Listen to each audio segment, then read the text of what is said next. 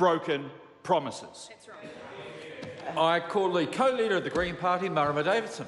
Thank you, Mr Speaker. So I just sat and listened through Michael Woodhouse's debate speech about all the hospitals that the previous government, his government, apparently fixed and ran so that they are functional. What else are we here for if it is not to ensure that our hospitals are running and functional? So all of the hospitals that are running and functional in this country, and they know this, and that's why they're spinning off the list of the hospitals that are running and functional, all of those hospitals that are running and functional cannot ever take away from the Sewerage Māori Hospital in Middlemore in South Auckland, in my community, where I gave birth to my babies, where my community families go to be healed, to be cared for. And so that's why they know this. That's why they're spending this debate time talking about how they managed to keep some hospitals afloat. I apologise for interrupting the member. Interjections are meant to be reasonable and preferably funny, not a constant mindless barrage, Mr King. Marama Davidson. It's all right, I wasn't listening to him anyway.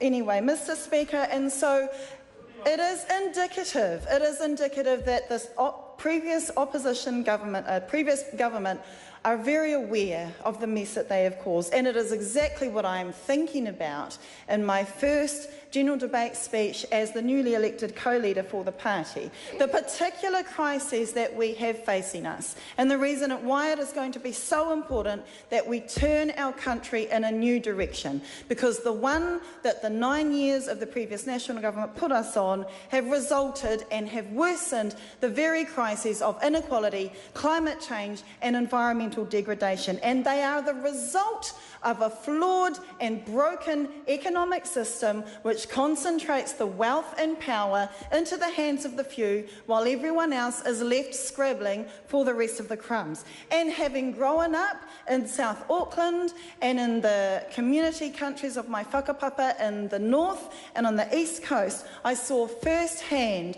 the devastating effect that the economic model that is currently operating had on those communities, including intergenerational poverty and a tragic and lasting effect of suffering and suicide in our regions also and in our urban centres. And that is the impact that we are feeling here and now, and that was the worsened situation, that very economic model that the previous government pushed hard and drove hard and ended up in worsening impacts for people every day.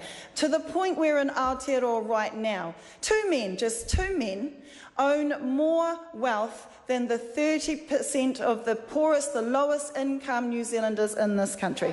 That's totally unacceptable in this country, and it is also not sustainable. It is not economically sustainable, it is not morally sustainable. Half the nation's wealth is concentrated into the hands of the richest 10%, and the whole other half of the nation's wealth is fought over by the rest of the 90%. We are losing our Indigenous biodiversity at an alarming rate, and we've got to understand the connections. We have got the highest rates of homelessness, child poverty, domestic violence, suicide among young people and incarceration in the developed world. This is unacceptable, and what we need to do here in Parliament is turn our faces to the streets. And we never do that. We hardly ever do that in this place. We need to turn our faces to the streets and be honest about the struggles and the challenges that New Zealanders up and down our country are facing. And it is in our confidence and supply agreement with Labour that the Green Party committed to working towards a transformational government that would truly address the systemic causes of those crises of climate change, inequality and environmental degradation. And that's why I'm proud to stand as co-leader to be working with my Labour and New Zealand First colleagues towards that transformation. And alongside my co-leader James Shaw, it is particularly exciting that between the two of us we are able to reach a broad cross-section of New Zealanders in this work in this work of exciting New Zealanders that there is a way that we can be different, that we can change the direction that we have been heading in, that all of our children can grow up in livable cities with enough to live dignified lives with their families, where we can swim in our rivers and not even have to think about the safety of the water that is coming from our taps. This is what we have set out to do.